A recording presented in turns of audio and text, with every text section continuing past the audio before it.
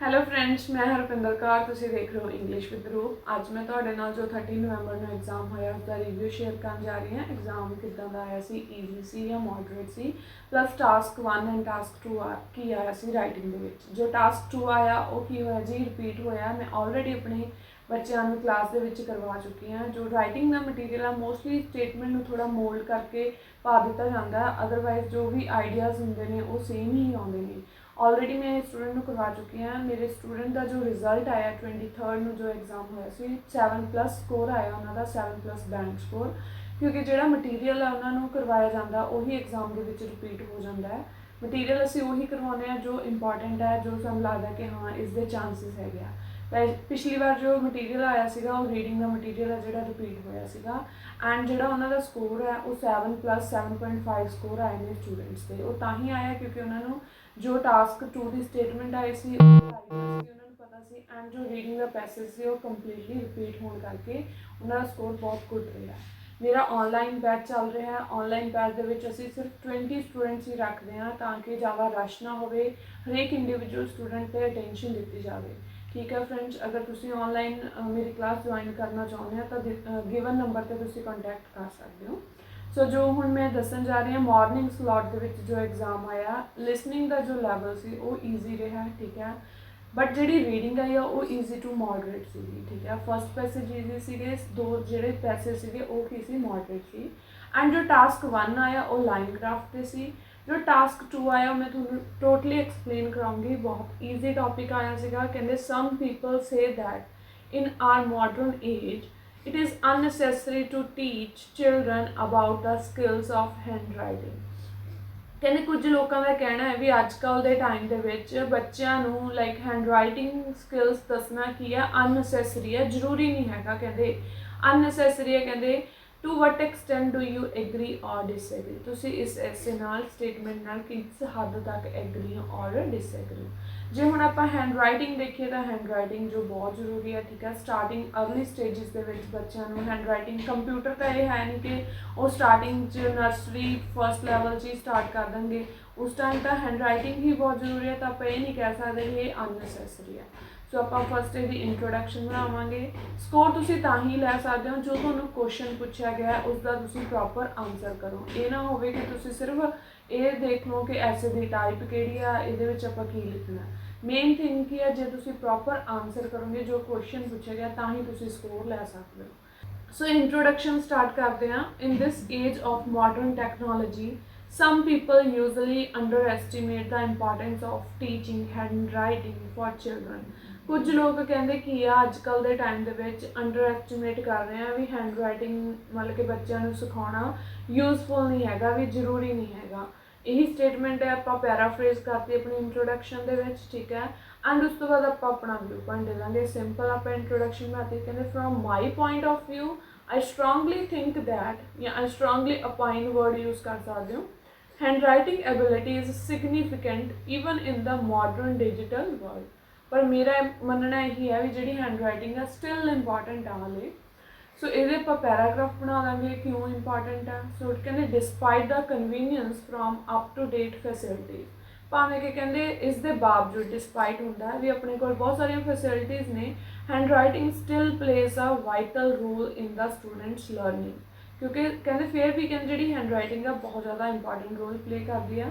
Firstly ਕਹਿੰਦੇ this approach is a basic tool used in several fields. ਕਿਉਂਕਿ ਕਹਿੰਦੇ ਇਹ ਅਪਰੋਚ ਹੈ ਜਿਹੜੀ ਹੈਂਡ ਰਾਈਟਿੰਗ ਆ ਬਹੁਤ ਸਾਰੇ ਫੀਲਡਸ ਯੂਜ਼ ਹੁੰਦੇ ਆ। ਸੱਚ ਜਿਵੇਂ ਆਪਾਂ ਕਹਿ ਦਈਏ ਜੀ, ਸੱਚ as taking notes, doing homework and writing। It enables to improve learners' spelling capacity and accompany reading or writing disability as well। ਸੋ ਕਹਿੰਦੇ ਇਹਦੇ ਨਾਲ ਕੀ ਹੁੰਦਾ, ਉਹਨਾਂ ਦੀ ਜਿਹੜੀਆਂ ਐਬਿਲਿਟੀਜ਼ ਹੈ ਉਹ ਇੰਪਰੂਵ ਹੁੰਦੀਆਂ ਉਹਨਾਂ ਦੇ ਵਿੱਚ ਜਦੋਂ ਉਹ ਲਿਖਦੇ ਨੇ। Under the guidance of parents or teachers children can benefit from practising handwriting. ਉਹ ਹੈਂਡ ਰਾਈਟਿੰਗ ਤੋਂ ਕਹਿੰਦੇ ਕੀ ਹੈ ਪ੍ਰੈਕਟਿਸ ਕਰਦੇ ਨੇ, ਦੈਨ ਉਹਦੇ ਨਾਲ ਕੀ ਹੈ ਉਹਨਾਂ ਨੂੰ ਬੈਨੀਫਿਟ ਹੀ ਮਿਲਦਾ। This way of writing will encourage them to pay more attention on content. ਜਦੋਂ ਕਹਿੰਦੇ ਉਹ ਲਿਖਦੇ ਨੇ ਆਪਣੇ ਹੱਥ ਨਾਲ, ਕਹਿੰਦੇ ਉਹਨਾਂ ਦੀ ਜ਼ਿਆਦਾ ਮਤਲਬ ਕਿ ਉਹਨਾਂ ਨੂੰ ਇੱਕ ਇਨਕਰੇਜਮੈਂਟ ਮਿਲਦੀ ਆ ਇਲੈਬੋਰੇਟਿੰਗ ਡਿਟੇਲਸ, ਜਿਵੇਂ ਡਿਟੇਲਸ ਦੇ ਵਿੱਚ ਕਹਿੰਦੇ ਇਲੈਬੋਰੇਸ਼ਨ ਕਰਦੇ ਆ, ਐਂਡ ਡੈਵਲਪ ਦੇਅਰ ਆਰਗੇਨਾਈਜੇਸ਼ਨ ਐਬਿਲਿਟੀਜ਼। ਤੇ ਉਹ ਆਪਣੀਆਂ ਜਿਹੜੀਆਂ ਸਕਿੱਲਸ ਨੇ ਠੀਕ ਹੈ ਉਹਦੇ ਨਾਲ ਕੀ ਆ ਉਹਨਾਂ ਦੇ ਐਬਿਲਿਟੀਜ਼ ਇੰਪਰੂਵ ਹੁੰਦੀਆਂ। ਫॉर एग्जांपल ਹੁਣ ਆਇਲਸ ਦਾ ਐਗਜ਼ਾਮ ਆ ਉਹ ਹੈਂਡ ਰਿਟਨ ਹੀ ਆ, ਰਾਈਟਿੰਗ ਹੈ ਜਿਹੜੀ ਠੀਕ ਆ। ਸੋ ਆਪਾਂ ਇਹ ਵੀ ਐਗਜ਼ਾਮਪਲ ਦੇ ਸਕਦੇ ਹਾਂ। ਸੈਕੰਡਲੀ ਕਹਿੰਦੇ parents and schools should give priority on directing their kids about handwriting, as poor handwriting can have a negative impact on students' school performance। ਸੋ ਕਹਿੰਦੇ ਕੀ ਹੈ ਜੇ ਬੱਚੇ ਦੀ ਹੈਂਡਰਾਈਟਿੰਗ ਹੈ ਜਿਹੜੀ ਪੂਅਰ ਹੋਊਗੀ ਤਾਂ ਉਹਦੇ ਨਾਲ ਉਹਦੀ ਜਿਹੜੀ ਸਕੂਲ ਪਰਫਾਰਮੈਂਸ 'ਤੇ ਨੈਗੇਟਿਵ ਇਫੈਕਟ ਵੀ ਪੈਂਦਾ।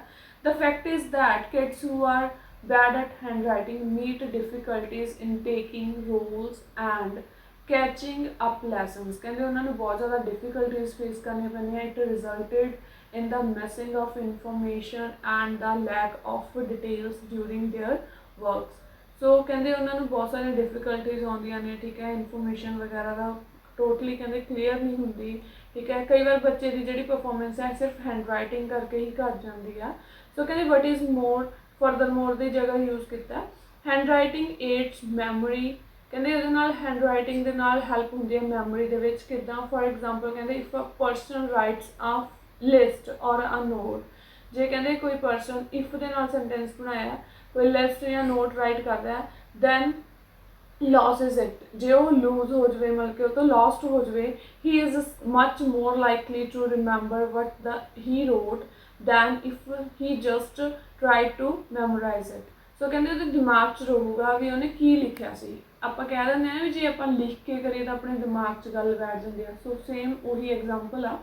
ਹੁਣ ਜਿਹੜਾ ਆਪਾਂ ਐਸੇ ਆ 2 ਪੈਰਾਗ੍ਰਾਫ ਬਣਾਏ ਨੇ ਉਹ ਆਪਾਂ ਡਿਸਐਗਰੀਮੈਂਟ 'ਤੇ ਸ਼ੋਅ ਕੀਤਾ। ਆਪਾਂ ਨੇ ਇਹੀ ਦੱਸਿਆ ਕਿ ਵੀ ਜਿਹੜੀ ਹੈਂਡ ਰਾਈਟਿੰਗ ਆ ਉਹ ਇੰਪੋਰਟੈਂਟ ਹੈ ਬਟ ਉੱਪਰ ਜਿਹੜੀ ਸਟੇਟਮੈਂਟ ਸੀ ਉਹ ਕਹਿੰਦੇ ਅਨਨੈਸੈਸਰੀ ਹੈ। ਆਪਾਂ ਡਿਸਐਗਰੀਮੈਂਟ ਸ਼ੋਅ ਕੀਤਾ ਅਤੇ ਹੁਣ ਆਪਾਂ ਡਿਸਐਗਰੀ ਦੇ ਨਾਲ ਥੋੜ੍ਹਾ ਜਿਹਾ ਇੱਕ ਪੈਰਾਗ੍ਰਾਫ ਇਹ ਬਣਾ ਦਾਂਗੇ ਜਿਹੜੀਆਂ ਵੀ ਮਾਡਰਨ ਉਹ ਹੈ ਸਕਿੱਲਸ ਨੇ, ਮਾਡਰਨ ਟੈਕਨੋਲੋਜੀਜ਼ ਨੇ ਠੀਕ ਆ, ਉਹਦੇ ਨਾਲ ਕੀ ਹੁੰਦਾ ਬੱਚਿਆਂ ਦੇ ਉੱਤੇ ਕੀ ਨੈਗੇਟਿਵ ਇਫੈਕਟ ਪੈਂਦਾ। ਅਤੇ ਇਹ ਜਿਹੜਾ 25% ਲਿਖਾਂਗੇ ਦੂਜੀ ਸਾਈਡ ਬਟ ਉਹਦੇ ਨੈਗੇਟਿਵ ਹੀ ਲਿਖਾਂਗੇ। ਕਹਿੰਦੇ more over the increasing taking advantage of advanced equipment could make students be lazier। ਇਹਦੇ ਨਾਲ ਬੱਚੇ lazy ਬਣਦੇ ਨੇ and more subjective and in their writing skills।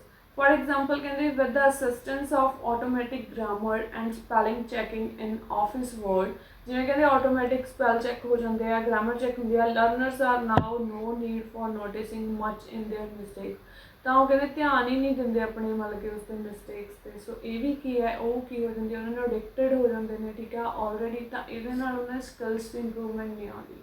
So to conclude that ਕਹਿੰਦੇ no matter how fast and convenient modern devices bring to us in writing, ਕਹਿੰਦੇ ਇਹ ਕੋਈ matter ਨਹੀਂ ਕਰਦਾ ਵੀ ਆਪਣੇ ਕੋਲ ਇੰਨੀਆਂ ਸਾਰੀਆਂ technology, handwriting is still a needed skill for all of people, especially students at the early age।